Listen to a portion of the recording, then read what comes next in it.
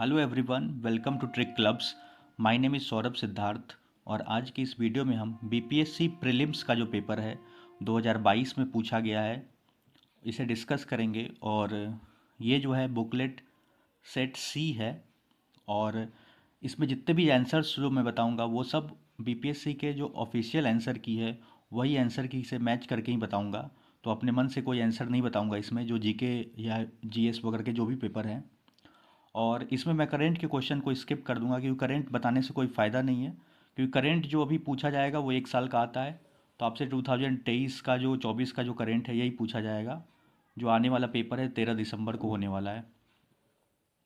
और इसके जितने भी मैथ्स के भी क्वेश्चन हैं वो सब मैं शॉर्ट ट्रिक से आपको बताऊंगा। सो चलिए वीडियो को बिना देरी किए हुए शुरू करते हैं। तो सबसे पहला जो क्वेश्चन है, which state does not have panchayat system. कौन सा स्टेट है इनमें से जिनमें पंचायत सिस्टम नहीं है। ऑप्शन है आपका Meghalaya, Kerala, Nagaland, Mizoram, none of the above या more than one of the above. तो इसका जो राइट आंसर है वो हो जाएगा, ये होगा ई होगा, इसका ऑप्शन करेक्ट कीजिएगा। क्योंकि पंचायत सिस्टम पूछा है कि इनमें से कौन सा स्टेट जो है इसमें पंचायत सिस्टम नहीं है। तो नागालैंड, ये वाला है नागालैंड, मेघालय, मिजोरम, ये तीनों में पंचायत सिस्टम नहीं है। नागालैंड, मिजोरम एंड मेघालय, ये तीनों स्टेट्स हैं जिनमें पंचायत सिस्टम नहीं है। और पंचायती राज सिस्टम जो है वो 73rd अमेंडमेंट एक्ट, याद रखिएगा 73rd अमेंडमेंट एक्ट 1992 के द्वारा जो इस्टेब्लिश किया गया था। और राजस्थान जो था वो पहला स्टेट था जो इम्प्लीमेंट करने वाला पंचायती राज सिस्टम को, जो 2 अक्टूबर 1959 को इम्प्लीमेंट किया था।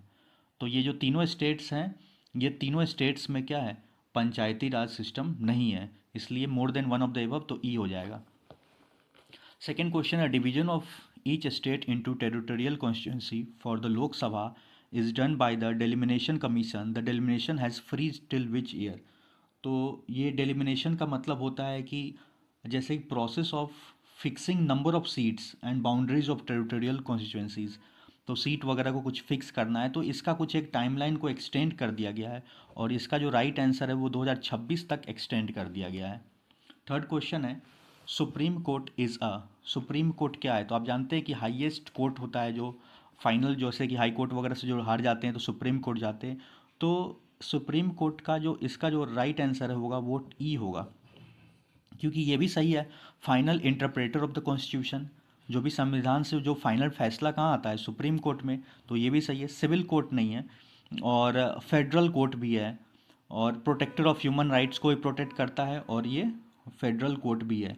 तो इसका और मोर than one of the above, इसलिए यहाँ पे ऑप्शन ई इसका करेक्ट हो जाएगा। फोर्थ है, to review the financial position of panchayat the state government constitutes every 5 years. मतलब कि जो पंचायत के जो वित्तीय स्थिति है उसको समीक्षा के लिए सरकार क्या होता है कि हर एक 5 साल में क्या गठित करती है, मतलब क्या करती है। तो उसके लिए गवर्नमेंट जो है ना वो फाइनेंस कमीशन, इसका ऑप्शन सी हो जाएगा। फाइनेंस कमीशन को ये क्या करती है, कॉन्स्टिट्यूट करती है हर एक 5 साल में, याद रखिएगा। और पेपर में कई बार क्या होता है कि पेपर इस तरह से मिलता जुलता या रिपीट भी होता है बीपीएससी वगैरह में। हिस्ट्री के क्वेश्चंस देख लीजिए, या ये सब जो क्वेश्चंस है पॉलिटी के भी बहुत सारे पेपर में रिपीट आपको मिलेंगे या इससे मिलता जुलता रहेगा इसी टाइप के। तो what is the objective of community development. तो कम्युनिटी डेवलपमेंट का क्या ऑब्जेक्टिव है। तो कम्युनिटी डेवलपमेंट का मेन मकसद क्या होता है। इसका मतलब ये होता है सामुदायिक विकास। तो इसका मेन एम होता है कि development of well being, social cohesion, economic opportunities, किसी मतलब ओवरऑल डेवलपमेंट आप ऐसे बोल सकते हैं किसी स्पेसिफिक कम्युनिटी या ग्रुप ऑफ पीपल का। तो जैसे कि इन्वायरमेंट को प्रोटेक्ट करे, harmonious life, economic development, build human capital. तो इसका मोर than one of the above हो जाएगा। मतलब ओवरऑल डेवलपमेंट, इकोनॉमी का भी, बिल्ड ह्यूमन कैपिटल, इन्वायरमेंट को भी प्रोटेक्ट करेगा, तो हारमोनियस लाइफ। तो ये मोर than one of the above, इसका ई ऑप्शन करेक्ट है।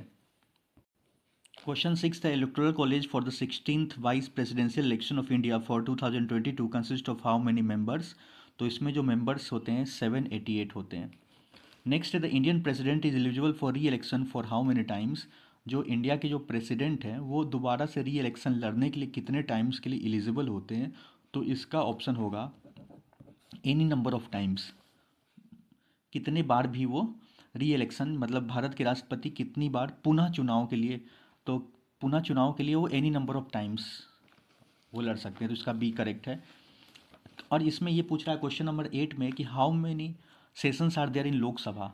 तो लोकसभा में जनरली 3 सेशंस होते हैं, तो आप याद रखिएगा, एक होता है बजट सेशन, बजट सेशन, और ये जो चलता है फेब से, मैं एफ लिख देता हूँ, फेबररी से मई तक चलता है। तो बजट सेशन फेबररी से मई मंथ तक होता है, 3 सेशन होते हैं। और एक होता है मॉनसून सेशन, मॉनसून सेशन होता है, देखिए जे लिख देता हूँ, जुलाई से कहाँ तक, सितंबर तक चलता है। और एक होता है मेरा विंटर सेशन, तो विंटर सेशन जो होता है ना, नवंबर से लेके मिड ऑफ दिसंबर तक चलता है। तो ये याद रखिएगा, 3 सेशंस होते हैं। 9th क्वेश्चन है, who was the chairman of the first law commission in independent India. तो इसके जो चेयरमैन हैं वो याद रखिएगा, um mister MC Setalvad. 10th question है, if one nation one election is to be realise in India which article of the Indian constitution will require amendment. मतलब किस, अगर वन नेशन वन इलेक्शन को भी रियलाइज किया जाए इंडिया में, तो कौन सा आर्टिकल में अमेंडमेंट की जरूरत है। तो इसमें से more than one of the above होगा, एक सिर्फ एक आर्टिकल नहीं, मतलब कि more than one of the above, यही आंसर दिया हुआ है। क्वेश्चन नंबर 11th है, what was India's share in the world's export by community divisions and group in 2018। तो इसका जो राइट आंसर होगा 1.7%। What was the total production of wheat in India as per the fourth advance estimates in the year 2020-21। तो ये सब again एक तरह से करंट का ही है, तो ये सब तो दोबारा रिपीट नहीं किया जाएगा। बाकी choose the correct statement regarding the vibrant village programme. The vibrant village programme क्या था, तो it is for development of border village on the northern border. तो ये मेन क्या था कि बॉर्डर विलेज के डेवलपमेंट के लिए था नॉर्दर्न बॉर्डर में। Choose the incorrect statement as per the economic survey. Bihar से भी आपसे क्वेश्चन, ध्यान रखिएगा, इकोनॉमिक सर्वे और बजट जरूर पढ़ के जाइएगा, उससे क्वेश्चन रहेगा। और ये पढ़ने से कोई फ़ायदा नहीं है, 2021-22 का है, तो इससे तो पूछेगा नहीं, तो मैं स्किप कर दे रहा हूँ इसको। Choose the correct order of the following districts in Bihar. तो अर्बनाइजेशन, शहरी क्षेत्र की, मतलब अर्बन शहर कौन सा है। तो देखिए इसका जो राइट आंसर होगा ना, सबसे कम जैसे नालंदा, उसके बाद फिर मुंगेर, और सबसे ज़्यादा जो अर्बनाइजेशन कहाँ पे, पटना में है। तो ये वाला ऑप्शन सी इसका करेक्ट है। Next the physical deficit, again ये भी आपका बजट हो गया, इकोनॉमिक सर्वे, इन सब से ये क्वेश्चन है। तो ये सब आपसे पूछेगा नहीं, मतलब पूछेगा लेकिन आपको ये इस साल का पूछेगा, 24 वाला, तो इसको पढ़ने से कोई मतलब नहीं है। फिजिकल डेफिसिट और जो भी बजट किस में कितना पास हुआ है, तो ये सब आप थोड़ा डेटा देख लीजिएगा। Choose the option which is not a part of सात निश्चय, जो नीतीश कुमार के द्वारा चलाया गया था, सात निश्चय पार्ट 2 स्कीम ऑफ बिहार। तो इसके जो करेक्ट नहीं है, तो देखिए इसका एयरवेज टू एवरीवन, हर एक लोग के लिए एयरवेज तो नहीं रहेगा, तो ये वाला करेक्ट है। बाकी देखिए सिंचाई वगैरह के लिए तो काम कर ही रहे हैं, मतलब सात निश्चय में, irrigation water to every field, युवा शक्ति, प्रोग्रेस ऑफ बिहार, तो ये भी काम करेगा, स्ट्रॉन्ग वुमेन, कैपेबल वुमेन, तो ये सब है। लेकिन एयरवेज टू एवरीवन तो इसका मतलब ये नहीं है इनका पार्ट, तो ये बी हो जाएगा। नेक्स्ट है, choose the correct order of Bihar state district in descending order of per capita income. तो इसका जो राइट आंसर है ना, पर कैपिटा इनकम, मतलब कि पर कैपिटा इनकम पता ही है आपको कि एक आदमी का कितना कमाई होगा। तो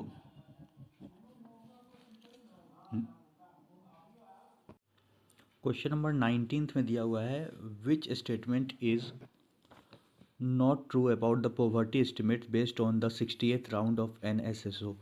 तो इसका जो राइट आंसर होगा वो बी होगा, the 33.35% population of India was living below the poverty line. तो ये गलत है 68th राउंड की रिपोर्ट के, बाकी सब स्टेटमेंट जो इसमें दिया हुआ है वो सब सही है। Which of the following partly defines the micro enterprise in India.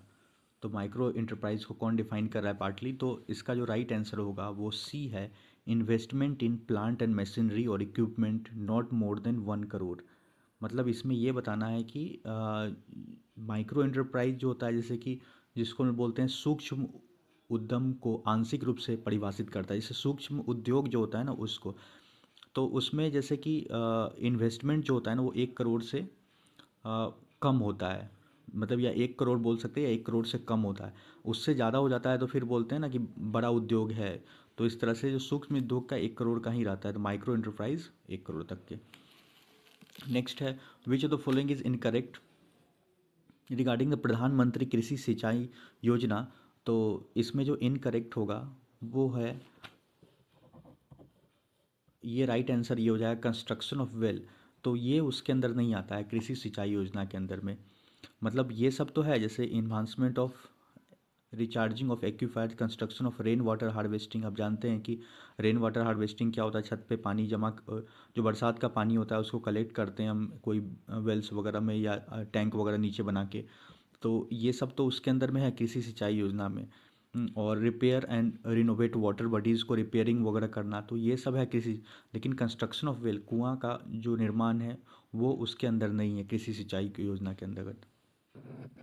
Question number 22 है, Bhandari committee related to agriculture credit regional rural bank restructuring. तो इसका राइट आंसर बी होगा, रीजनल रूरल बैंक को मतलब क्षेत्रीय ग्रामीण बैंक को की मतलब वो पुनर्संरचना करना, जैसे ग्रामीण बैंक जो होता है ना उनका पूरा संरचना करना, तो यही हो जाएगा।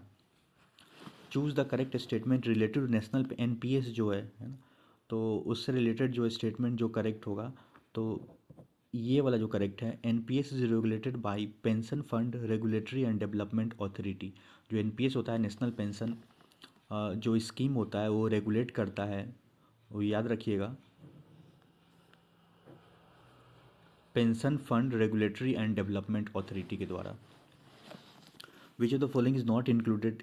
तो ये बजट के बारे में है, तो इससे आप 22-23 का तो ये तो पूछेगा नहीं, अभी का जो बजट है उससे पढ़ लीजिएगा आप। और ये भी देखिए अगेन आपका उसी से है, फिर इकोनॉमिक सर्वे वगैरह जो देखिएगा तो उससे आएगा, क्योंकि ये 22 का पेपर है तो उसको आप देखिए। क्वेश्चन नंबर 26 है, Subhash Chandra Bose rename the Nicobar island at. तो सुभाष चंद्र बोस ने निकोबार द्वीप को नया नाम दिया था, तो उसका नाम था स्वराज आइलैंड या स्वराज द्वीप।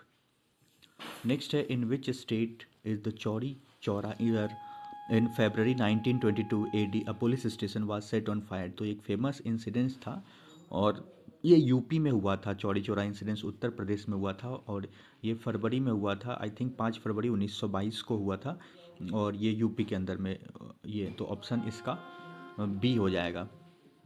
इन विच प्लेस, तो ये भी एक इम्पॉर्टेंट है कि खुदीराम, क्योंकि हिस्ट्री का क्वेश्चन सब रिपीट रहेगा, इसके इर्द गिर्द ही रहता है, या ऑप्शन थोड़ा बहुत सफल रहेगा। तो in which place Khudiram Bose try to kill Kingsford, को मारना कब कहाँ पे चाहे थे, तो ये मुजफ्फरपुर के अंदर हुआ था। और ड्यूरिंग विच मूवमेंट आज़ाद दस्ता वाज एक्टिव इन बिहार। तो आज़ाद दस्ता जो था वो बिहार में किस आंदोलन के दौरान सक्रिय रहा था, तो क्विट इंडिया मूवमेंट, जैसे भारत छोड़ो आंदोलन हुआ था। तो ये याद है आपको, क्विट इंडिया मूवमेंट कब हुआ था, 1942 में, अंग्रेजों भारत छोड़ो। तो उस टाइम में ये आज़ाद दस्ता जो बिहार में मतलब आज़ाद दस्ता बिहार में जो आंदोलन था ये सक्रिय रहा था क्विट इंडिया मूवमेंट के समय।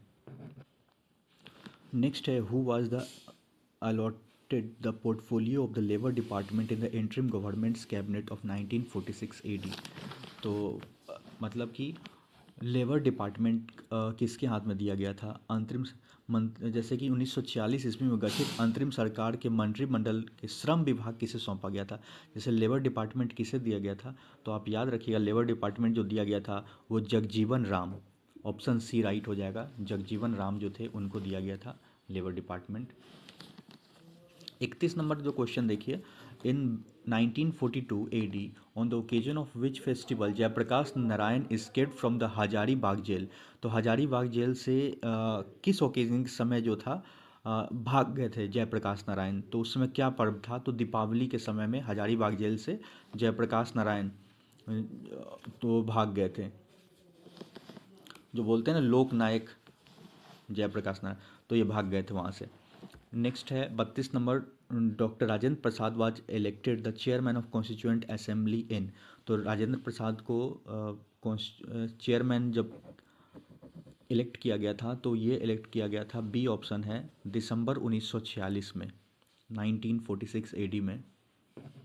अगेन अगला क्वेश्चन है, who is the known as frontier Gandhi के नाम से किसे जाना जाता है, तो इसका राइट आंसर होगा अब्दुल गफ़ार खान। फ्रंटियर गांधी अब्दुल गफ़ार खान, याद रखिए। वेयर वाज झांसी की रानी लक्ष्मीबाई डाइड। तो झांसी की रानी जो है वो ग्वालियर में मरी थी, और इनका भी 1857 की क्रांति में एक अच्छा रोल था झांसी की रानी का। तो ये ग्वालियर में इनकी डेथ हो गई थी, मतलब मरी थी, शहीद आप बोल सकते हैं, वो शहीद हुई थी लड़ाई में। Who has said about the Bengal partition, the partition announcement fell like a bombshell. तो ये बात किसने बोला था कि बंगाल विभाजन के विषय में कहा था कि विभाजन हमारे ऊपर बम की तरह गिरा है? तो ये बोला था बिपिन चंद्रपाल ने। 35 का ए। और ये सरदार उधम सिंह किल्ड हुम, तो किसे मार दिया गया था? मार दिया था सरदार उधम सिंह ने, तो मिचेल ओ डायर। तो आपने सुना होगा जालियांवाला बाग इंसिडेंस हुआ था, तो उस उस टाइम में बहुत लोग मारे गए थे, जालियांवाला जो पंजाब के अंदर है। तो वो सब के गुस्से में भी, और ये उधम सिंह ने जो मार दिया था इनको, मिचेल ओ डायर को। उसमें क्या था कि निर्दोष लोगों पे जो डायर थे उन्होंने फायरिंग का ऑर्डर दे दिया था, और ये लोग वहाँ पे एक पार्क में इकट्ठे थे जालियांवाला बाग में। तो उसके गुस्से में इन्होंने फिर उधम सिंह ने, कि निर्दोष लोग बहुत सारे मारे गए, कुछ लोग आप देखिएगा कि कुएं में कूद के भी वहाँ पे अपना जान बचाए थे, तो कुएं में भी गोली वगैरह लगी हुई है जहाँ पे जालियांवाला बाग अमृतसर के अंदर है। तो ये उधम सिंह ने उसी का मतलब बदला लेने के लिए मिचेल ओ डायर को मार दिया था। 37 नंबर है, who has successfully led the Bardoli Satyagraha, तो वल्लभ भाई पटेल। और यहीं पे सरदार की उपाधि भी दी गई थी इनको, तो गुजरात में पड़ता है। तो यहाँ पे जो बारडोली जो है सत्याग्रह गुजरात में, तो इसका कौन किया? वल्लभ भाई पटेल ने, सरदार वल्लभ भाई पटेल। अगेन एक अच्छा क्वेश्चन है आपका, who among the following was not a member of the cabinet mission sent to India in 1946-80। तो कैबिनेट मिशन के ये सब मेंबर थे, A V Alexander, Pethick Lawrence, Stafford Cripps, और बी आर अम्बेडकर जो थे, जो जो मेन वो हेड थे मतलब कि, और ड्राफ्टिंग कमेटी के जो हेड थे बी आर अम्बेडकर, तो ये सब तो उनके मेंबर थे। और लेकिन जो रमन मैगसे थे, रामसे मैकडोनल्ड जो थे, तो ये कैबिनेट मिशन जो इंडिया आया था तो उसके ये मेंबर नहीं थे। और भी इनमें कुछ मेंबर्स हैं इसके, जिसमें ये तीनों तो थे ही कैबिनेट मिशन के जो मेंबर जो आने वाले, बी आर अम्बेडकर भी थे, लेकिन ये नहीं थे यहाँ पे। In which year the famous Gandhi Irwin के बीच में, ये भी एक बहुत ही अच्छा गांधी इरविन का जो एक समझौता हुआ था 1931 में। और इसी के बारे में मतलब कि ऐसा बोला जाता है कि जो गांधी इरविन का जो उस समय समझौता हुआ था, तो गांधी जी जो चाहते उस टाइम, तो भगत सिंह की जो फांसी है उसका जो माफ़ करा सकते थे, मतलब उनके बारे में मुद्दा उठा सकते थे कि फांसी उनको नहीं देना है। और भगत सिंह को आप देखे थे कि फांसी दे दिया गया था, और लोगों ने इसका काफ़ी प्रोटेस्ट किया था, मतलब ब्लैक फ्लैग वगैरह दिखा के, क्योंकि इनके लिए गांधी जी को ये लोग बोलते हैं कि गांधी इरविन का जब आप बात कर रहे हैं, जब समझौता कर रहे हैं, तो उसमें ये मुद्दा तो एटलीस्ट उठाना चाहिए था कि फांसी को रोकने के लिए। तो ये जो इरविन का जो हुआ था 1931 में। और राउंड टेबल कॉन्फ्रेंस भी पूछता है, जैसे कि एक टेबल के बैठ के, तो 1930, 31, 32 में 3 राउंड टेबल कॉन्फ्रेंस भी हुआ था। In which session Indian National Congress passed complete independence, तो मतलब कि इंडियन नेशनल कांग्रेस जो आईएनसी था, कंप्लीट इंडिपेंडेंस यानी पूर्ण स्वराज की मांग की थी। तो ये लाहौर सेशन कांग्रेस में हुआ था 1929 एडी। तो ये भी पूछ सकता है पूर्ण स्वराज की मांग कहाँ पे किया गया था इंडियन को, तो याद रखिएगा पूर्ण स्वराज मतलब कि कंप्लीट इंडिपेंडेंस का जो मांग किया गया था वो 1929 में किया गया था, और लाहौर सेशन ऑफ जो कांग्रेस हुआ था वहीं पे मांग किया गया था। अब देखिए 9-10 क्वेश्चन जो है मैथ का है यहाँ से 41 से। Anil and Suman together can do a work in 12 days. Anil और सुमन, विच अनिल एलोन इन 20 डेज, मतलब अनिल और सुमन दोनों मिल के किसी काम को कितने दिन में कर रहे हैं? 12 दिन में कर रहे हैं, और अनिल उसी काम को अकेला 20 दिन में कर रहा है। If Suman alone do this work how will it, मतलब कि अगर सुमन अकेले उसी काम को करे तो कितना टाइम लगेगा? तो इसको निकालने का देखिए सबसे ईजी तरीके से बता रहे हैं आपको। अनिल प्लस सुमन दोनों मिलके किसी काम को कितने दिन में कर रहा है? 12 दिन में। और अनिल अकेले उसी काम को कितने दिन में कर रहा है? 20 दिन में। तो आप क्या कीजिए, इन दोनों का एलसीएम ले लेते हैं, तो कितना हो जाएगा एलसीएम? 60 हो गया। तो ये जो 60 जो एलसीएम हुआ ना, ये टोटल वर्क हो गया। ये मेरा क्या होता है? Total work. एक समझा दे रहा हूँ, आप कोई भी क्वेश्चन कर सकते हैं, ये टोटल वर्क हो गया। अब देखिए कि 12 दिन में टोटल काम कितना करना है? 60 काम करना है। इसका मतलब कि एक दिन में कितना काम करेगा, तो इसको डिवाइड कर दीजिए, 60 को डिवाइड कीजिए 12 से, यानी अनिल और सुमन दोनों मिलके एक दिन में कितना काम करेंगे? 5 वर्क करेंगे। ये वन डे वर्क है। इधर वाला क्या लिख रहे हैं हम? One day work. इसका मतलब एक चीज़ क्लियर है कि एक दिन में कितना करेगा? 60 को डिवाइड के 12 से अनिल और सुनील एक दिन में 5 काम कर रहा है, और अनिल एक दिन में कितना काम करेगा? तो 60 को डिवाइड किए तो अनिल अकेला एक दिन में करेगा कितना? 3 काम। अब देखिए, अनिल सुनील एक दिन में 5 काम कर रहा है, अनिल और सुमन, और अनिल अकेला 3 काम कर रहा है। तो इट मीन्स इसको दोनों को सब्ट्रैक्ट कीजिएगा तो 2 वर्क हो जाएगा, और ये 2 वर्क कौन कर रहा है? अकेला। मतलब कि 3 काम तो अनिल का है, तो सुमन का यहाँ पे 2 काम होगा ना, तब तो 5 हुआ होगा। तो एक दिन में 2 वर्क कर रहा है सुमन, तो 60 काम को करने में कितना दिन लगाएगा? 60/2 कर दीजिए, यानी 30 दिन लग जाएगा। तो इसका राइट आंसर क्या हो जाएगा? 30 डेज हो जाएगा।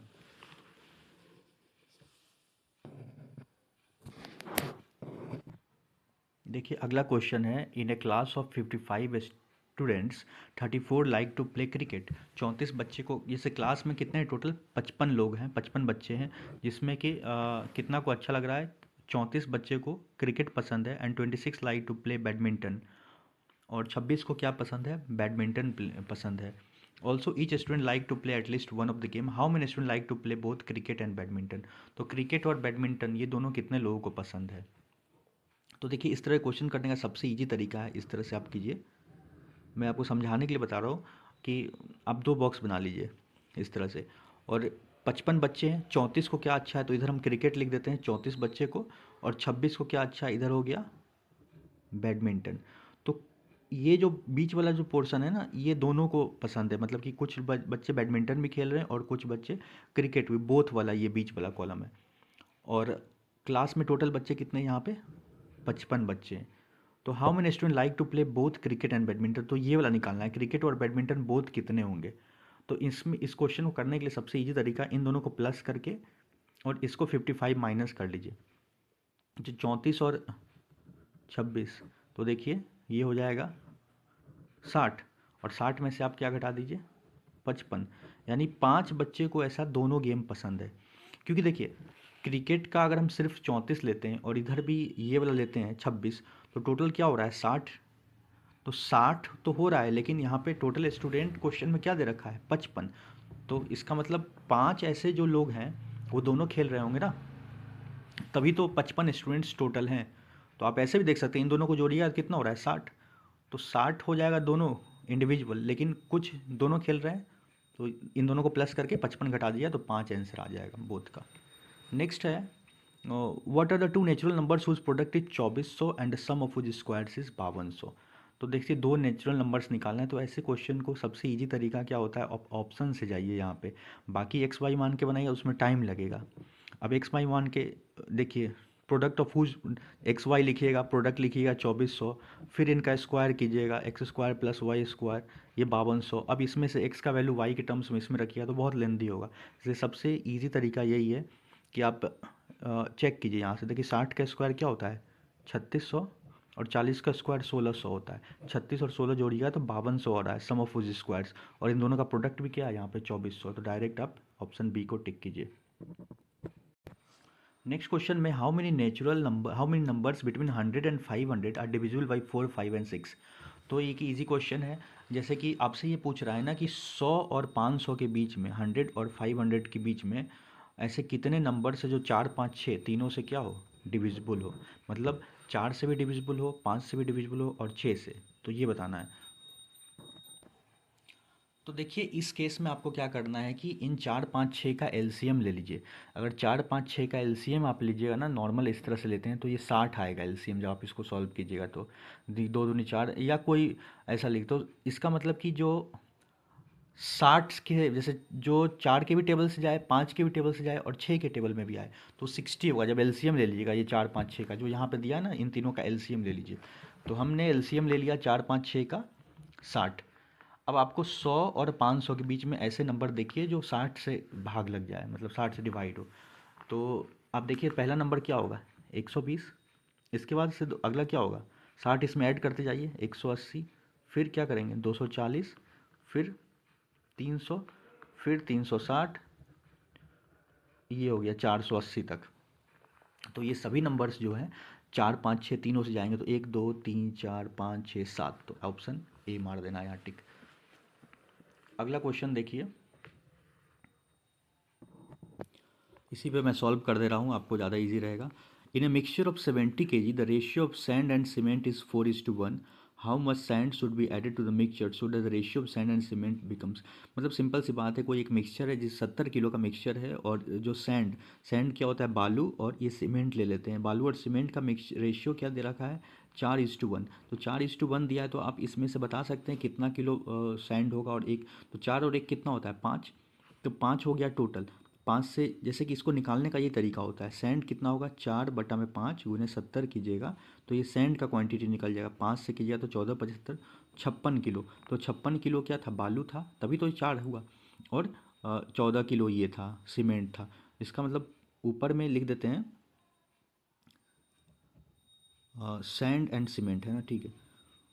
तो सीमेंट 14 हो गया, तो सैंड ऊपर लिख दिए, और नीचे में हम क्या लिख देते हैं, देखिए यहाँ पे ना ratio of sand and cement है, तो सैंड 56 लिख दिए। और अब पूछ क्या रहा है, how much sand should be added, मतलब कितना सैंड ऐड करें। तो हम सैंड की जगह पे यहाँ पे क्या लिख देते हैं, x किलो सैंड ऐड करेंगे, तो नया रेशियो क्या बन जाएगा, यहाँ 6/1 बन जाएगा। आई थिंक समझ में आ गया होगा आपको ये इक्वेशन कैसे हुआ। पहले आप क्वांटिटी निकाल लीजिए, कितना कितना क्वांटिटी था। तो पता चला कि 56 किलो क्या था मेरा, सैंड था, और सीमेंट कितना था, 14 किलो। तो 56/14, और इसमें सैंड हमने ऐड किया x। अब इसको मल्टीप्लाई के लिए 14 छक क्या हो जाएगा, क्रॉस मल्टीप्लिकेशन 84, तो 84 is equal to 56 plus x, और इसको जब घटाइएगा तो ये 28 आ जाएगा। तो ये 28 किलो अगर आप सैंड मिलाइएगा, मतलब बालू मिला दीजिएगा, तो जो इस मिक्सचर का जो रेशियो क्या बन जाएगा, 6:1 बन जाएगा। वो आप चेक भी करके देख सकते हैं, इसमें अगर 28 मिलाइएगा ना, 28 प्लस 56 कीजिएगा बाई 14 कीजिएगा तो 6/1 आ जाएगा। देखिए अगेन एक क्वेश्चन है, Shashi loses 25% by selling oranges at a rate of 150 per dozen. At what rate should he sell to get a profit of 20%। तो इसको भी शॉर्ट ट्रिक क्या है करने का, कि 25% का क्या हो रहा है, घाटा हो रहा है। इसका मतलब कोई 100 रुपये का सामान को 75 रुपये में बेच दिया होगा, तभी तो घाटा होगा 25% का। इसका मतलब आप बोल सकते हैं ना कि 75 की वैल्यू किसके बराबर है, 150 के बराबर है। 75% की वैल्यू कितना है, 75% बोल लीजिए कि 75% पे बेचा होगा, कि selling orange at a rate of 150 per dozen, मतलब कि 75% पे ही बेचा होगा ना, 25% लॉस पे। तो 75% की वैल्यू क्या है यहाँ पे, 150, ये बेचने का ही कॉस्ट है। तो आपसे पूछा eight what rate should sell, तो सेलिंग प्राइस पूछ रहा है कि उसको प्रॉफिट हो जाए 120% का। तो 20% मतलब 100 का सामान को वो कितना में बेचेगा, तो 120% का वैल्यू क्या होगा, बस यही निकालना है। ऐसे ही कीजिएगा, जो लॉस 25 हुआ यानी 75% का वैल्यू क्या है, 150। अब आपसे गेन में पूछ रहा है 20% गेन में, तो 120% का वैल्यू क्या हो जाएगा। तो यूनिटरी मेथड जैसे आप यूज करते हैं ना, 150 बाई ये 75 नीचे, और गुने में क्या कर दीजिए 120। अब इसको कट कीजिए, देखो 75 दूना क्या होगा 150, और 2 गुने 120 किया तो 240 पर डजन हो गया। आई थिंक समझ में आ गया होगा आपको। और कुछ नहीं भी आएगा तो आप दोबारा हमसे कमेंट्स में नीचे लिख के पूछ सकते हैं कैसे हुआ कोई भी question. The length of diagonal of rhombus are this, ये भी बहुत सिंपल क्वेश्चन है। आपको बस प्रॉपर्टी होना चाहिए। रोम्बस क्या होता है, जिसके चारों साइड्स इक्वल होते हैं। तो ये साइड ये साइड ये साइड ये साइड इक्वल होते हैं, और इनके जो दोनों डायगोनल्स होते हैं, ये दोनों डायगोनल्स एक दूसरे को 90 डिग्री पे बाइसेक्ट करते हैं।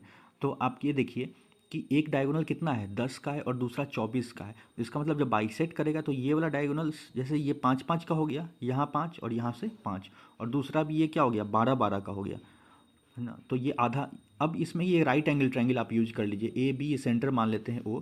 तो ए बी ओ एक राइट एंगल बन गया, एक 5 है और एक 12 है, तो ये क्या हो जाएगा 13।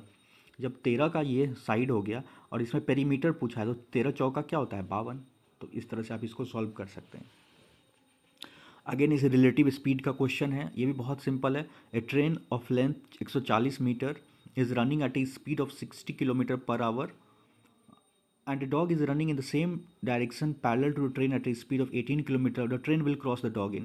मतलब देखिए सिंपल सी बात है, एक ट्रेन चल रहा है यहाँ पे, ऐसे समझ लीजिए एक ट्रेन इधर की ओर जा रहा है, और इसका जो स्पीड है वो 60 किलोमीटर प्रति घंटा है, और एक डॉग है, और ये डॉग भी है उसी डायरेक्शन में जिधर ट्रेन जा रहा है ना, सेम डायरेक्शन में जा रहा है 18 किलोमीटर पर आवर से। तो आप एक चीज़ बता सकते हैं कि रिलेटिव स्पीड क्या होता है? रिलेटिव स्पीड होता है जैसे कि एक दोनों के तुलना में, जैसे कि ऐसे समझ लीजिए दोनों एक डायरेक्शन में चल रहा है, एक 60 किलोमीटर पर आवर से जा रहा है और दूसरा जा रहा है कितना, 18 से। तो रिलेटिव स्पीड होगा इन दोनों के तुलना में स्पीड। जैसे मान लीजिए दो दोस्त बाइक से जा रहे हैं, दोनों का स्पीड अगर 40 किलोमीटर पर आवर है, इसका भी 40 है, तो सेम डायरेक्शन में जाएंगे तो दोनों एक दूसरे की तुलना में तो रेस्ट में ही रहेंगे ना। तो रिलेटिव स्पीड क्या होगा इन दोनों का, अगर सेम डायरेक्शन में जा रहे हैं तो जीरो होगा, क्योंकि आपस में एक दूसरे के प्रेजेंस में तो वो रेस्ट में ही है ना। और अपोजिट डायरेक्शन में जाएंगे तो इनका ऐड हो जाता है, जैसे 40 इधर से एक इधर भाग रहा है, एक इधर भाग रहा है, तो 1 घंटे के बाद 40 इधर चला गया और ये इधर चला गया, तो 80 का हो गया ना, 80 का स्पीड हो गया। तो जब भी अपोजिट डायरेक्शन में ऐड होता है सेम डायरेक्शन में, हमें माइनस करना है रिलेटिव स्पीड। तो एक दूसरे का रिलेटिव स्पीड 60 माइनस 18 कीजिएगा तो ये हो जाएगा आपका 42 किलोमीटर पर आवर। ये रिलेटिव स्पीड हो गया। अब किलोमीटर पर आवर को जब भी आपको मीटर पर सेकेंड में बदलना होगा तो इसको हम छोटे नंबर से मल्टीप्लाई कर देना है 5/18 से, है ना। तो ये मीटर पर सेकेंड में हो जाएगा। अगर मीटर पर सेकेंड को किलोमीटर में पर आवर में बदलना हो तो 18/5 से गुना कीजिएगा। अब इसको कट करिए, 6×3 = 18 और 6×7 = 42, 7×5 = 35/3 मीटर पर सेकेंड। तो ये निकल गया मेरा स्पीड, रिलेटिव स्पीड। अब आपको कुछ नहीं करना, यहाँ पे देखिए लेंथ दे रखा है, ट्रेन का लेंथ कितना है, 140 मीटर, है ना, और स्पीड पता है, तो आपको बस टाइम पूछ रहा है। तो देखिए आपके पास स्पीड निकल गया, और हम जानते हैं टाइम इक्वल टू क्या होता है, डिस्टेंस बाई स्पीड।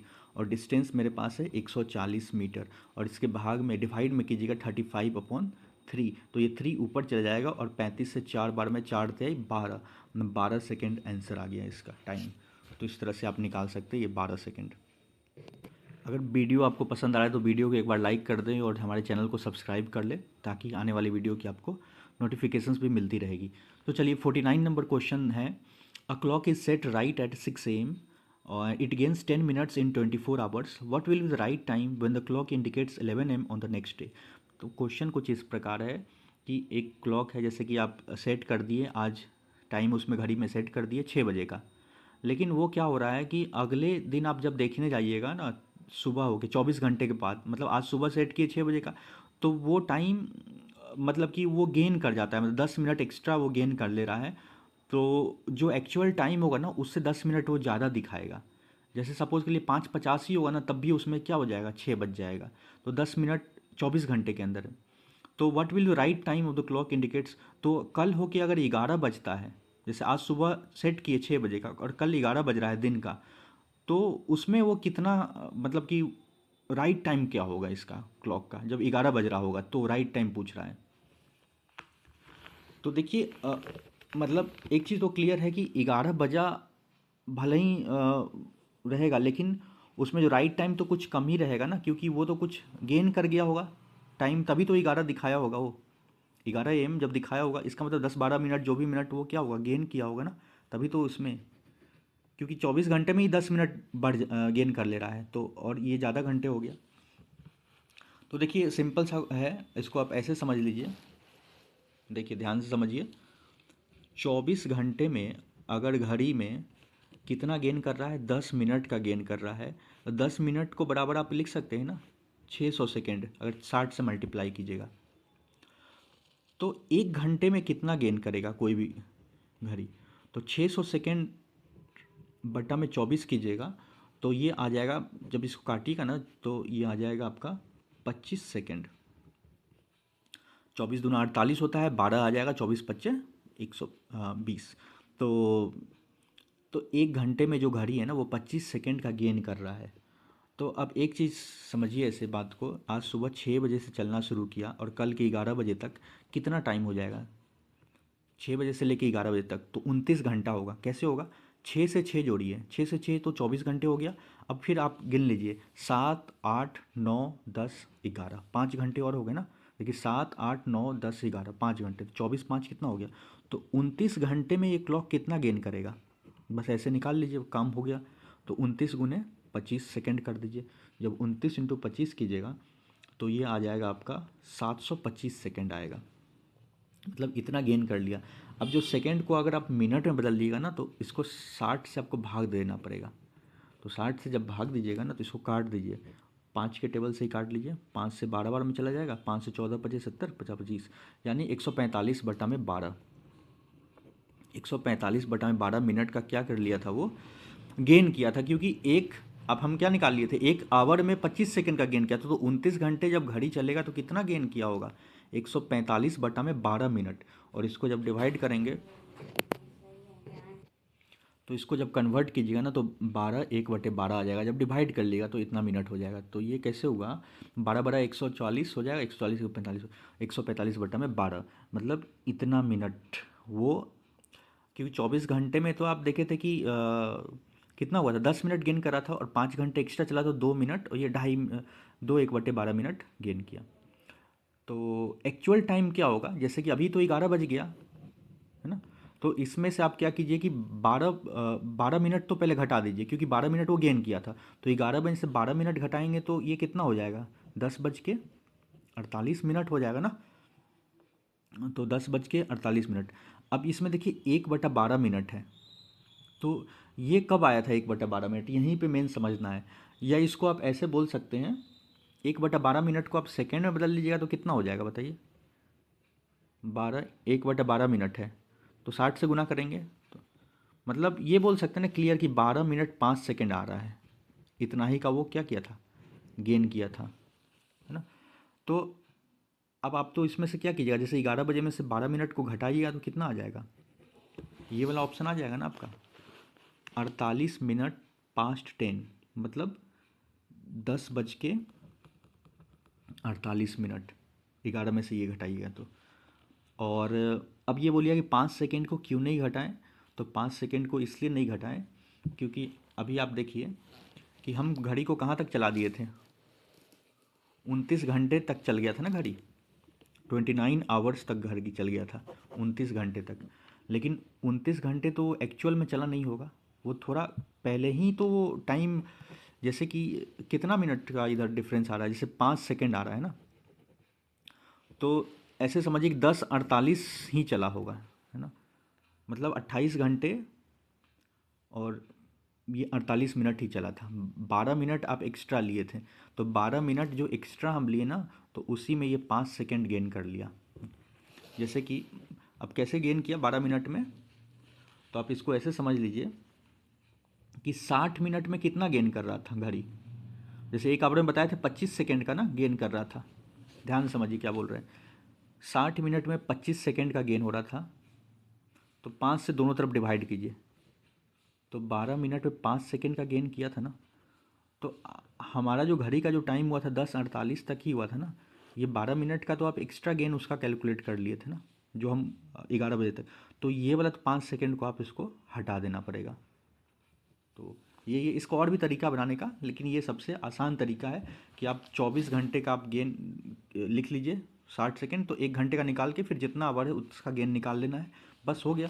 उतने आवर का जितना गेन हुआ उसको माइनस कर देना है। देखिए इसका भी एक शॉर्ट ट्रिक है बनाने का, at what time the between 5 and 6 will the two hands of the watch coincide. तो इसका एक सबसे इजी तरीका आपको बता दे रहा हूँ, आप लिख लीजिए। इसको बनाने का तरीका होता है, कोइंसाइड जब भी आएगा तो जो भी एक्स्ट्रा मिनट हुआ, extra minute plus extra minute बटे में 11, कुछ ऐसे समझ लीजिए। घड़ी में जब यहाँ पे अगर 5 और 6 है ना, तो यहाँ पे मान लीजिए 5 है और ये 6 है, तो 5 को हम लोग क्या बोलते हैं, मिनट की बात करिएगा तो 10, ये 3 पे रहता है तो 15, 4 पे 20, 5 पे क्या होता है 25। तो ये पहले वाले का बस देख लीजिए, जब भी बोलेगा तो ये 5 है ना, तो 5 पे घड़ी जब सुई रहेगा तो कितना मिनट होता है, मिनट वाला 25 मिनट। तो यहाँ पे आपको कुछ नहीं करना है, 25 मिनट, और ये एक्स्ट्रा मिनट कितना है 25, और बटा में 11, सब में यही लगाना है आपको, 25 + 25/11 कीजिएगा तो आपका आंसर आ जाएगा। अब ये कैसे आएगा, तो कुछ इस तरह से आप देख लीजिए, जैसे कि 25 + 25/11 किए ना, जैसे 3 4 के बीच में बोला है तो आप पहले वाले को देखिएगा, 3 नहीं 4 5 6 है ना, 5 6 के बीच, तो पहला वाला कितना होता है 25 मिनट ना, तो 25 + 25/11 सब में यही फॉलो होगा, तो 11 से इसको भाग दीजिए, तो 25 प्लस, और ये कितना हो जाएगा 11 दूना 22, यही होगा ना, 2 3 बटे 11 दूना 22 और 3 25, तो 25 और 2 जोड़ दीजिए, है ना, एलसीएम लेके भी जोड़िए, एक ही बात है, 25 2 27, 3/11। तो आंसर क्या हो गया 27 3/11। और देखिए 27 3 तो यही एक ऑप्शन है पास्ट 5, सब पास्ट 5 ही है। तो इस तरह से आपको करना है, मतलब कि इतने बजे के कॉन्साइड करेगा। बस आपको यही करना है, पहले वाला देखिए जितना मिनट है प्लस, जैसे 25 है, 4 5 रहता तो क्या करते, अगर 4 5 रहता तो 4 पे कितना होता है 20 प्लस 20/11। अगर 3 4 रहता तो 3 क्या होता है 15 प्लस 15/11। बस यही करना है आपको, और दोनों को ऐड कीजिएगा वही आंसर होगा। क्वेश्चन नंबर 51 है, consider the following statement with respect to noble metals. तो नोबल मेटल्स या नोबल गैस जानते हैं, helium, neon, argon, krypton, xenon, radon, ये सब होता है जिनकी वो फुल रहता है मतलब आउटर में। तो नोबल मेटल्स से रिगार्डिंग है। तो इसमें ये कौन सा स्टेटमेंट का है, noble metals are found in pure form in nature. तो इसका ऑप्शन ये सी सही करेक्ट है। नोबल मेटल्स जो होते हैं ना प्योर फॉर्म में नेचर में पाए जाते हैं। Uranium and lead are examples noble, तो ये गलत स्टेटमेंट है। यूरेनियम और लेड क्या है, नोबल मेटल्स की एग्जाम्पल नहीं है। तो इसका बस एक ही ऑप्शन सही है, noble metals are found in pure form in nature. Question number 52 है, कंसीडर द फॉलोइंग स्टेटमेंट। और इसमें है addition of salt to pure water increase the boiling point of water and decrease the freezing point of water. Question में ये बोल रहा है कि अगर आप नमक को मिलाइएगा पानी में तो पानी का क्या होता है बॉइलिंग पॉइंट। बॉइलिंग पॉइंट क्या होता है, जिस टेम्परेचर पे पानी क्या उबलने लगता है। तो बॉइलिंग पॉइंट ऑफ वाटर क्या होता है ना, वो बढ़ जाता है अगर नमक मिलाने से। And decreases the freezing point, और जो फ्रीज होता है मतलब वो जो फ्रीजिंग पॉइंट होता है उसको घटा देता है। और दूसरा स्टेटमेंट है कि when methyl alcohol is added to water boiling point of water decreases. और जब भी हम मिथाइल अल्कोहल पानी में मिलाते हैं तो पानी का जो बॉइलिंग पॉइंट होता है ना वो घट जाता है। तो ये दोनों स्टेटमेंट सही है, both 1 and 2 is the right answer. और एक तो सिंपल क्वेश्चन है 53rd, which of the following is the main constituent of biogas. तो बायोगैस होता है जिसको आप जैसे गोबर गैस वगैरह भी बोलते हैं, तो उसमें मीथेन गैस होता है। आप पढ़े होंगे 10th का या 9th 10th में एनसीईआरटी में होता है कि हम नीचे में अगर गड्ढा खन के और फिर इस तरह से गोबर वगैरह को काऊ डंग वगैरह को यहाँ पे फिल कर देते हैं और यहाँ से एक पाइप लगा देते हैं, एक प्रोसेस के थ्रू फिर गैस यहाँ से निकलता है। और इसी मतलब वो गैस जो मेन गैस होता है ना मीथेन वगैरह होता है, जिससे हम इलेक्ट्रिसिटी प्रोड्यूस करते हैं यहाँ पे, है ना, बायोगैस प्लांट होता है उससे। तो उसमें मेन जो मतलब जो ये सब सड़ जाता है, मतलब काऊ डंग वगैरह सड़ जाता है तो उसके बाद से वो एक गैस बनाता है और उसी को बोलते हैं, मतलब ये मीथेन होता है। तो मेन कॉन्स्टिट्यूएंट होता है, और भी गैसेस होते हैं। और next question, which of the following could cause the bright red colour due to the bursting of crackers.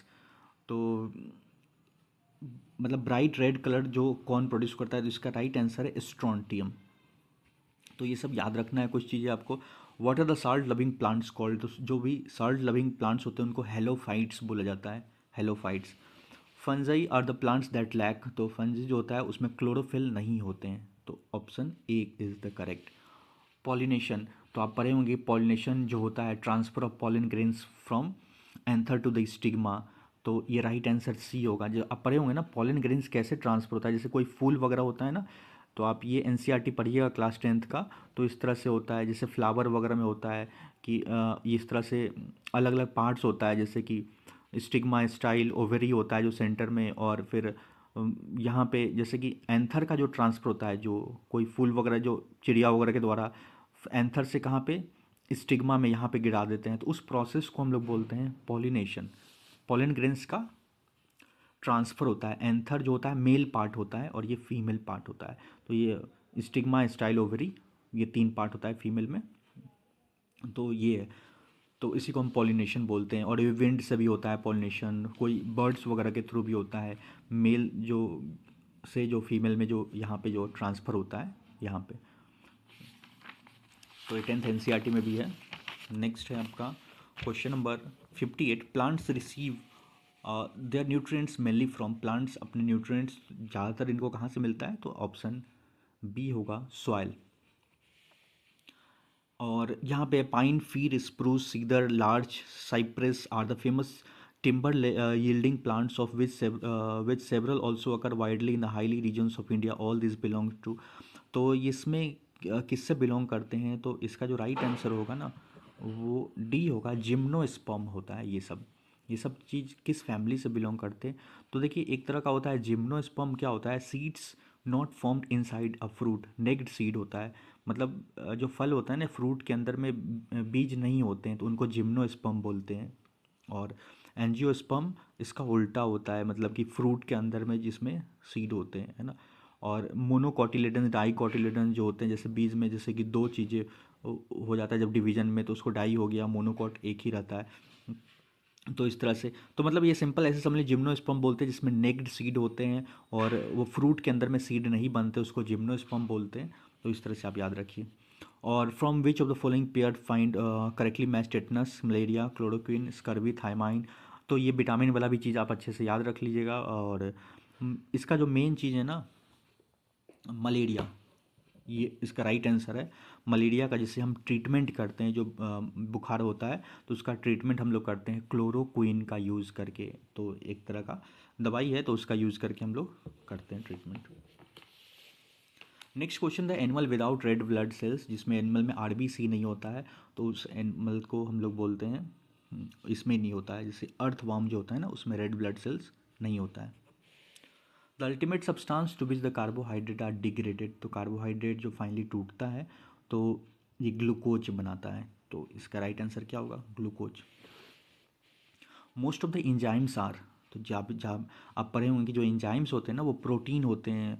और ये सब आपको जब आप आगे पढ़िएगा, जैसे कि केमिस्ट्री में भी है एक चैप्टर आपका 12 में है, तो उसमें प्रोटीन्स के बहुत सारे उसमें अलग अलग चेंज, तो इंजाइम्स जो मेनली होते हैं ना वो प्रोटीन्स ही होते हैं। पेप्टाइड लिंकेज बॉन्ड वगैरह ये सब पढ़िएगा तो उसमें आपको समझ में आएगा। What was the first scient who was the first scientist या डॉक्टर हु अटेम्प्टेड वैक्सीनेशन, तो इसका राइट आंसर है एडवर्ड जेनर ने, जो पहले साइंटिस्ट थे। और the working principle of washing machine is centrifugation. Centrifugation क्या होता है ना, कि आप जैसे कि आ, एक तरह के ऐसे बोल दीजिए कि एक पंखा जैसे घूमते रहता है ना, तो जो भी आप इस तरह से पंखी घूमेगा ना, तो वॉशिंग मशीन का इसी पे होता है। जो भी भारी चीज़ होता है ना वो नीचे होता है, हल्का चीज़ ऊपर आता है। और आप इस तरह से समझ लीजिए कि जैसे कि आप छाली वगैरह जैसे मक्खन वगैरह जैसे निकालते हैं ना, तो उसमें भी ये प्रोसेस का यूज होता है। जैसे एक बीच में घुमाते रहिएगा, या आप देखे होंगे कि सत्तू वगैरह जो बनाते हैं तो एक बीच में इस तरह का घिरनी टाइप का होता है, नचाते रहते हैं तो राउंड ऐसे रोटेट होते रहता है इस तरह से। तो उसको मतलब एक प्रोसेस है ये फ़िल्टर करने का। तो क्रीम वगैरह भी जो हम निकालते हैं उसमें अ, जो दूध वगैरह जो इससे भी, और वॉशिंग मशीन में इन सब जगह पे एक फ़िल्टर करने का प्रोसेस होता है। मतलब कि जो हल्का चीज़ होता है वो ऊपर आ जाता है कुछ, और भारी चीज़ें नीचे बैठ जाता है। तो इस तरह के प्रोसेस को भी हम सेंट्रीफ्यूगन, और ये वॉशिंग मशीन में ये कपड़ा घूमता है तो वो सुखाता भी है, तो इसी प्रोसेस का यूज करता है। The speed of light will be minimum while passing through, तो लाइट का जो स्पीड होता है ना वो कम से कम होता है, वो शीशा में होता है, कांच ग्लास में। एयर में याद है लाइट का स्पीड क्या होता है? 3 × 10⁸ मीटर पर सेकेंड होता है ना। विच of the following is not a vector quantity, तो देखिए वेक्टर क्वांटिटी क्या होता है और स्केलर क्वांटिटी। वेक्टर होता है जिसमें मैग्नीट्यूड एंड डायरेक्शन बोथ होते हैं। Scalar quantities have only magnitude. जैसे आप ऐसे समझ लीजिए, जो डिस्टेंस है, डिस्टेंस आपका एक स्केलर क्वांटिटी है, और जिसमें सब आप डिस्टेंस बता सकते हैं कि 10 किलोमीटर, 20 किलोमीटर। लेकिन अगर हम डिस्प्लेसमेंट बोलेंगे ना, तो 5 किलोमीटर टुवर्ड्स नॉर्थ, उसमें एक डायरेक्शन भी आ गया, तो डिस्प्लेसमेंट मेरा एक वेक्टर क्वांटिटी होता है। तो इसमें पूछ रहा है कि टॉर्क है, तो टॉर्क का होता है बेंडिंग एबिलिटी, जैसे दरवाजे का इसका यूनिट होता है न्यूटन मीटर, है ना। डिस्प्लेसमेंट है तो ये भी एक वेक्टर क्वांटिटी है, क्योंकि फोर्स भी है और डायरेक्शन भी है। स्पीड होता है, तो स्पीड बस आपको बोल दिया कि कोई गाड़ी चला रहा है 10 किलोमीटर, 20 किलोमीटर पर आवर, तो आप इसमें, या 60 किलोमीटर पर आवर, तो इसमें आपको पता नहीं ना किस डायरेक्शन में जा रहा है, तो इसलिए स्पीड को हम क्या बोलते हैं? एक वेक्टर क्वांटिटी है, नॉट ए वेक्टर क्वांटिटी है। ये क्या? स्केलर क्वांटिटी है, स्केलर क्वांटिटी है बस। और वेलोसिटी बता ही दिए कि एक डायरेक्शन हो गया, तो ये सब क्या है? वेक्टर क्वांटिटी के एग्जांपल, ये तीनों वेक्टर है। नेक्स्ट है, if the spinning speed of the earth increase in the weight of the body at the equator will, तो इसका जब स्पिनिंग स्पीड जब घटान बढ़ेगा तो weight of the body equator पे क्या हो जाएगा? वो घट जाता है। तो ऑप्शन डी इसका राइट आंसर है। Who is the first person define speed, तो पहले पर्सन जो स्पीड को डिफाइन करने वाले वो थे Galileo. What is the law in which under the same conditions of temperature and pressure equal volumes of all gases contain equal number of molecules? तो ये बहुत ही फेमस लॉ है, एवोगाड्रोज लॉ है, एवोगाड्रो कांस्टेंट भी होता आपने पढ़ा होगा।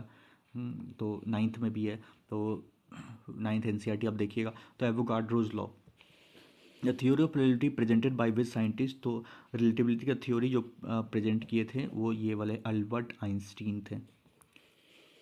Due to temperature variation along a conductor, potential variation occurs along it. This phenomenon is known as, तो इस फेनोमेना को आप क्या बोलते हैं? Seebeck effect, Peltier effect, Thomson effect, Joule effect.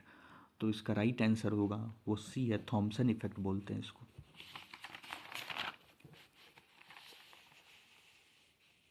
What type of lens is used in magnifying glass? तो magnifying glass जो होता है ना, तो उसमें किस तरह का लेंस यूज किया जाता है? तो कॉन्वेक्स लेंस का यूज किया जाता है, जिसको उत्तल लेंस बोलते हैं, है ना। और बाकी आप पता होगा कि जो जो ड्राइवर का जो मिरर होता है ना, तो उसमें हम कौन सा ये यूज करते हैं? तो वो सब है, जो डेंटिस्ट मिरर जो होता है वो कौन सा यूज करते हैं? तो ये सब है। कॉन्वेक्स लेंस को हम क्या बोलते हैं? कन्वर्जिंग लेंस भी बोलते हैं, है ना। और कॉनकेव जो लेंस होता है ना, तो उसको हम डाइवर्जिंग बोलते हैं, उसमें रेज डाइवर्स होते हैं। तो मैग्नीफाइंग के लिए हम यही यूज करते हैं, कॉन्वेक्स लेंस भी यूज करते हैं।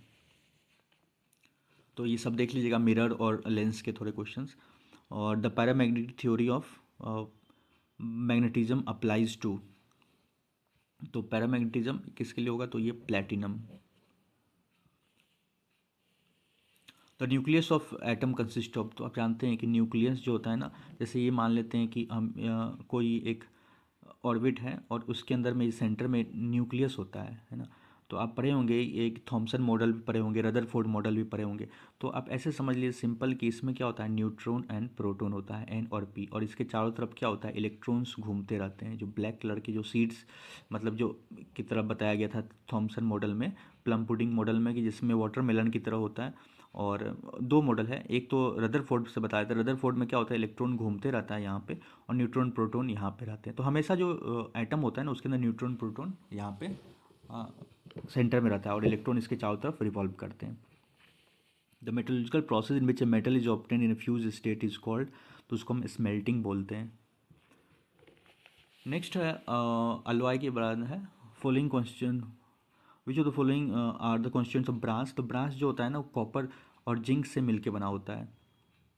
कॉपर और जिंक को मिला के हम जैसे अलॉय बनाते हैं, मिक्सचर ऑफ टू और मोर मेटल और नॉन मेटल, तो उसको हम अलॉय बोलते हैं। और उसके लिए मतलब उसकी कुछ प्रॉपर्टीज़ इंक्रीज हो जाती है अच्छी क्वालिटी के लिए। तो ये अब ये सब देखिए 78 number question direct NCERT class 10th का साइंस अगर आप देखिएगा।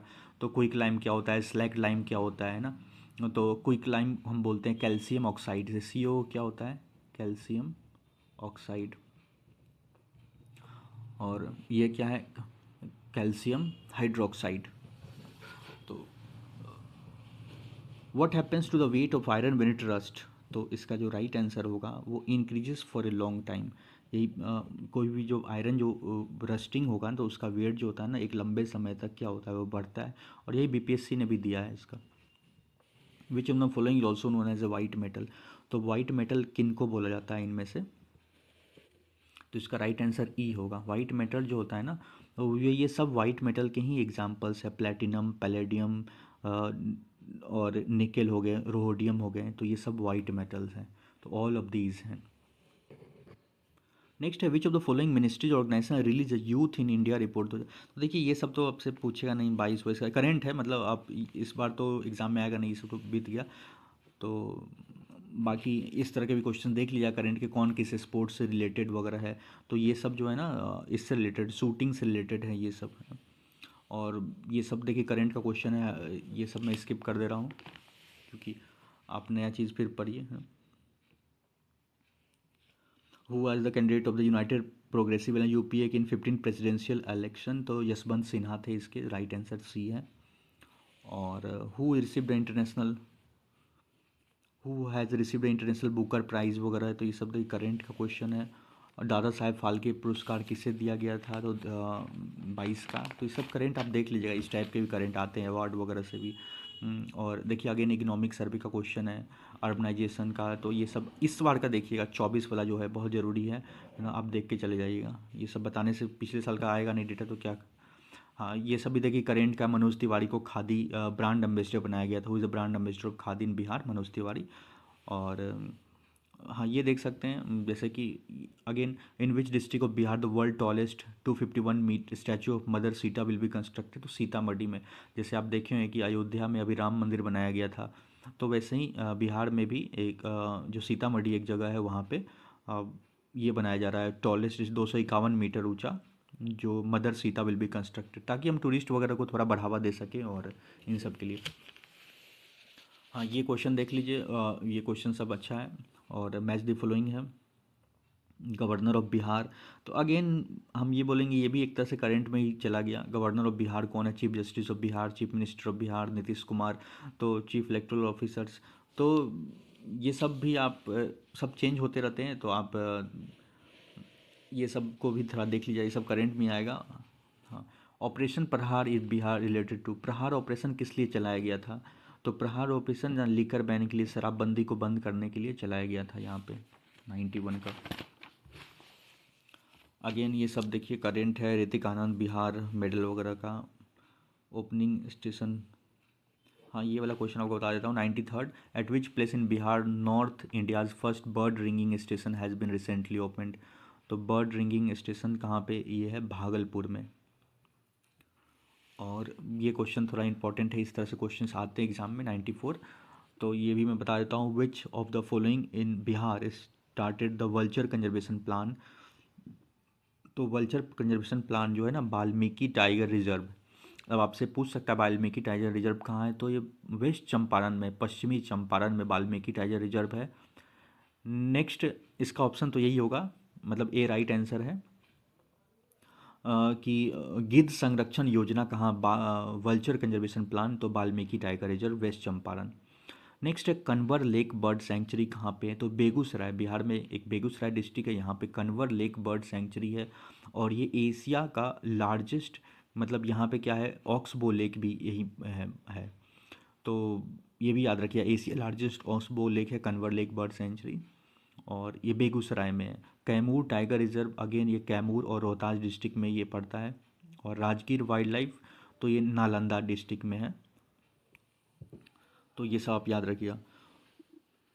अब Sunandini programme is related to, तो ये आंगनबाड़ी वर्कर्स से रिलेटेड है। सुनंदनी प्रोग्राम आंगनबाड़ी सेविका जो होती है उनके रिलेटेड है सुनंदनी प्रोग्राम। अब देखिए अगेन ये करंट का क्वेश्चन है। देखिए ये पूछ रहा था कि कौन से कंट्री के जो थे ये प्राइम मिनिस्टर, जो शिंजो अबे, जिनको मार दिया गया, तो ये सबको पता है शिंजो अबे कहाँ के थे, जापान के थे, तो इनको मार दिया गया था 2022 में। अब तो इस तरह से भी क्वेश्चन पूछा गया है।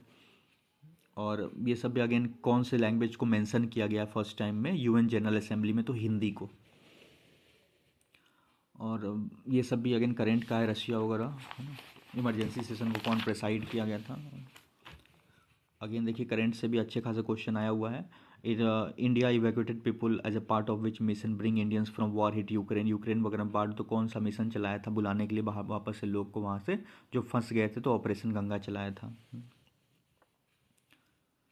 अगेन करेंट का ये सब है। In which Indian state has been chosen to host G20 summit, 2023 का पूछ लिया था 24 में, सॉरी मतलब ये पेपर 22 में हुआ था, तो 23 में जैसे कि का पूछा था करेंट कि 23 में कहाँ पे होगा G20 समिट, तो दिल्ली में था यहाँ पे, तो right answer.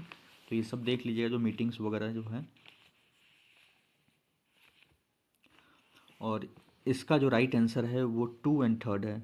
With reference to UN peace keeping the following statement, तो peace keeping operations can only be withdrawn by a resolution by UN security council, जैसे पीस कीपिंग ऑपरेशंस को हम विड्रॉ कर सकते हैं, एक रिजोल्यूशन पास होता है by the UN security council. और यूएस से is the largest budget contributor to UN peace keeping operations, तो यूएसए क्या है, एक लार्जेस्ट बजट कंट्रीब्यूटर है पीस कीपिंग का। तो 2 और 3 दोनों सही है इसमें। विच कंट्री रिसेंटली, तो ये सब छोड़ दीजिए, करंट का है। Which country launch its first satellite Arctic M to monitor climate of Arctic, तो इसका जो रसिया जो है ना। अगेन ये देखिए क्रिकेट से भी क्वेश्चन है, पहला प्लेयर कौन है जो 3000 रन्स को क्रॉस किया है T20 इंटरनेशनल में, तो विराट कोहली इसका राइट आंसर होगा। कोविड-19 वैक्सीन है तो उसमें एक कैंपेन चलाया गया था, हर घर दस्तक कैंपेन 2.0। तो ये सब करंट से ही हैं। अब देखिए, करेंट चीफ मिनिस्टर बदल महाराष्ट्र का पूछा था 2022 के समय कौन थे, अभी फिर चेंज हुआ है तो आप देख लीजिएगा। हु स्टार्टेड द हर घर तिरंगा अभियान ऑन द 75, तो सेंट्रल गवर्नमेंट के द्वारा ये स्टार्ट किया गया था हर घर तिरंगा। हाँ, ये एक अच्छा क्वेश्चन है। 109, which state has become the first state in the country to initiate the process of implement centres new education policy. तो क्वेश्चन नंबर 109 में यही दिया हुआ है कि which state has become the first state in the country to initiate the process of implementing centres new education policy. तो पहला state कौन सा है जो न्यू एजुकेशन पॉलिसी को इम्प्लीमेंट किया? तो पहला जो उत्तराखंड हुआ था, पहला स्टेट जो नया जो NEP आया था ना, एजुकेशन पॉलिसी, उसको इम्प्लीमेंट करना उत्तराखंड। और अगेन ये जो देखिए करंट का है, जो गवर्नर और चीफ मिनिस्टर वगैरह मैच करना है। क्वेश्चन नंबर 111 है, Sindh was conquered and annexed by. तो सिंध कनकर्ड एनेक्स किसके द्वारा किया गया था? तो नेपियर के द्वारा। In which year first census was introduce in India. तो पहला बार जो सेंसस इंडिया में कब इंट्रोड्यूस किया गया था? तो 1872 में। On which date Sukhdev Bhagat Singh Rajguru को फांसी की सज़ा कब दे दी गई थी? तो ये फेमस क्वेश्चन है। 23 मार्च 1931 को फांसी की सज़ा दे दी गई थी। Who was the third satyagrahi of the individual satyagraha launch by Mahatma Gandhi in 1940। तो इसका जो राइट आंसर होगा ब्रह्मदत्त। तीसरे सत्याग्रह थे वो। सत्याग्रही कौन थे? Brahmadutt. Who launch the secret radio during the quit India movement जो हुआ था, तो उस समय सीक्रेट रेडियो कौन लॉन्च किए गए थे? तो ये सब कुछ ऑप्शंस हैं, तो इसका राइट आंसर है Usha Mehta. Who was the physician of Magadh ruler Bimbisara. तो बिम्बिसार के जो चिकित्सक कौन थे, जो फिजिशियन कौन थे? तो जीवक थे। तो ये राइट आंसर इसका ए हो जाएगा, जीवक। Who was the real founder of तुर्क रूल इन बिहार। तो तुर्क के जो रूल था वो, उसके रियल फाउंडर कौन थे? तो ये थे इब्न बख्तियार खिलजी, है ना। इसका ये right answer D. Who was the first Indian governor of Bihar. तो पहले इंडियन गवर्नर बिहार के कौन थे? तो ये याद रखिए, सत्येंद्र प्रसाद सिन्हा थे, है ना। और BP मंडल कौन थे? तो ये मंडल कमीशन जो था उनके थे। और ब्रिज किशोर प्रसाद एक लॉयर थे। और एक और क्वेश्चन हमेशा पूछा जाता है, श्री कृष्ण सिंह जो पहले चीफ मिनिस्टर थे बिहार के, डॉक्टर श्री कृष्ण सिंह SK सिंह, तो ये पहले चीफ मिनिस्टर थे। और Satyendra Prasad Sinha Indian governor of Bihar थे पहले, SP Sinha, Satyendra Prasad Sinha. Who were the leaders of Santhal revolt. तो संथाल रिवॉल्ट के लीडर इनमें से ऑप्शंस हैं, तो ये सिद्धू एंड कानू। और Chauri revolt of Bihar took place, है ना। चौर रिवॉल्ट या चौरी रिवॉल्ट है, तो ये 1798-99 के समय हुआ था, तो याद रखिएगा। इन विच ईयर तो उड़ीसा सेपरेटेड फ्रॉम बिहार। तो उड़ीसा जो है बिहार से 1936 में सेपरेट हो गया था, 1936। नेक्स्ट है, where was the first Buddhist council. कहाँ पे हुआ था? तो इसका राइट आंसर होगा राजगीर, है ना। तो एक चीज़ याद रखिए, बुद्धिस्ट काउंसिल और इनके जो जो चेयरमैन थे, तो वो सब भी आप याद कर लीजिएगा। इसमें एक चीज़ याद रखिए कि जो पहला बुद्धिस्ट काउंसिल अगर पूछेगा तो बोलिएगा राजगीर में हुआ था। सेकंड वाला जो याद रखिएगा, सेकंड बुद्धिस्ट काउंसिल जो हुआ था वो हुआ था वैशाली में। थर्ड बुद्धिस्ट काउंसिल जो हुआ था पाटलिपुत्र में। एंड फोर्थ बुद्धिस्ट जो काउंसिल जो हुआ था वो हुआ था कुंडलवन, कश्मीर में हुआ था, कश्मीर में।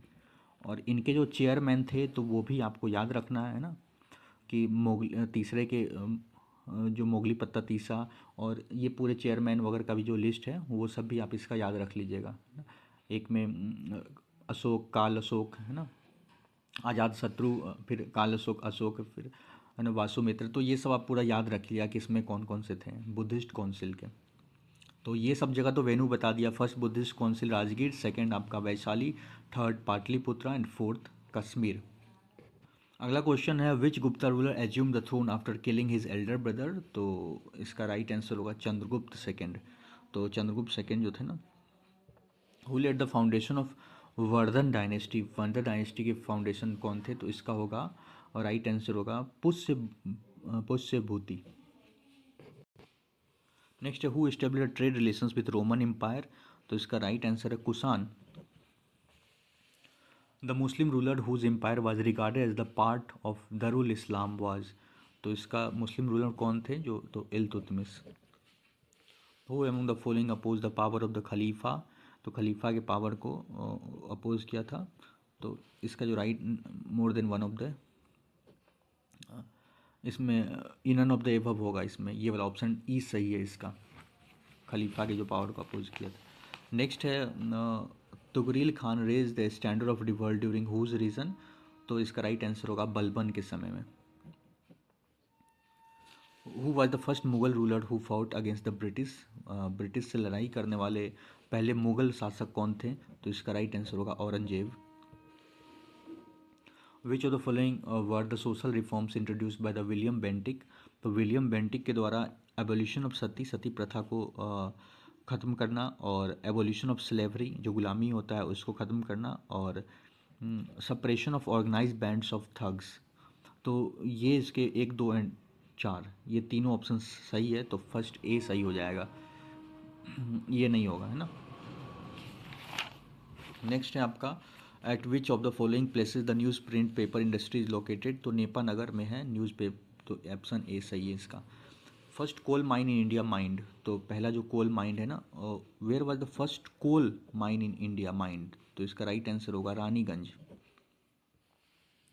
According to census of India 2011 which schedule tribe is largest India? कौन सा शेड्यूल ट्राइब जो है वो इंडिया में लार्जेस्ट है? तो इसका राइट आंसर होगा भील। भील जो है वो लार्जेस्ट है। The total geographical area of Bihar state is? तो बिहार का जो जोग्राफिकल एरिया, इंपॉर्टेंट क्वेश्चन है, 94,163 स्क्वायर किलोमीटर, 94,163 किलोमीटर। अब ये तो सब जानते हैं कि बिहार में हमेशा बाढ़ वगैरह जो आता है, सौरव बिहार कोसी नदी है, इस बार भी आया हुआ था बाढ़ अभी हाल फिलहाल में। तो ये कोसी नदी होता है जो नेपाल से पानी छोड़ती है, और ये कोसी नदी को ही बोला जाता है Saurav of Bihar. In which district of Bihar Telhar Kund waterfall is located? तो तेलहर कुंड वाटरफॉल वगैरह से भी क्वेश्चन आते हैं, तो इसको अच्छे से आप देख लीजिएगा। तेलहर कुंड जो है कैमूर में है। Which is the Asia largest fresh water oxbow lake in Bihar? तो फ्रेश वाटर ऑक्सबो लेक है इन बिहार। तो ये जो लेक का नाम है घोघा लेक, सॉरी घोघा लेक नहीं होगा, इसका जो आंसर होगा कन्वर लेक है ना। अभी आप कन्वर लेक हो जाएगा इसका लार्जेस्ट। तो अभी बताया था ये बेगूसराय में। Which is the Asian oxbow lake in Bihar, Kanwar lake, ठीक है। विच डिस्ट्रिक्ट इन बिहार है द लार्जेस्ट गोल्ड रिजर्व? तो सबसे ज़्यादा जो गोल्ड रिजर्व है ना वो लार्जेस्ट है आपका जमुई में। Which district of Bihar is known as the, ये सबको पता है भागलपुर है ना, भागलपुर, और वहीं पे विक्रमशिला ये सब भी पूछता है, तो विक्रमशिला भी कहाँ पे? भागलपुर में है ना, विक्रमशिला। फिर आपसे नालंदा यूनिवर्सिटी के बारे में पूछता है कि फाउंडर कौन थे? कुमारगुप्त फर्स्ट।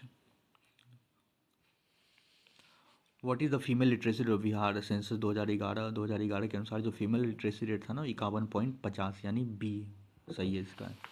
नेक्स्ट है which is the chiefly heavenly body of the solar system? तो सबसे सौरमंडल का प्रधान आकाशीय पिंड कौन सा है? तो इसको सन है। Elements abundant in formation of interior layer of the earth है ना, तो इसका होगा निकल और फेरम, निकल एंड फेरम। इसका बी ऑप्शन सही होगा, 142 का B. Who among the following postulated the concept of geographical cycle of erosion? Geographical cycle of erosion, तो इसका जो राइट आंसर होगा वो डी होगा, W.M. Davis, W.M. Davis. In which hemisphere roaring 40s furious 50s and shrieking 60s are blowing? तो इसका जो right answer होगा वो होगा डी होगा, साउदर्न हेमिस्फेयर, साउदर्न हेमिस्फेयर।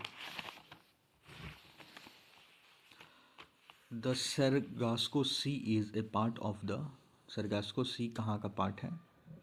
तो ये है नॉर्थ अटलांटिक ओशन का। What is the boundary line between India and China? और इंडिया और चाइना के बाउंड्री लाइन को क्या बोलते हैं हम? मैकमोहन लाइन बोलते हैं, है ना।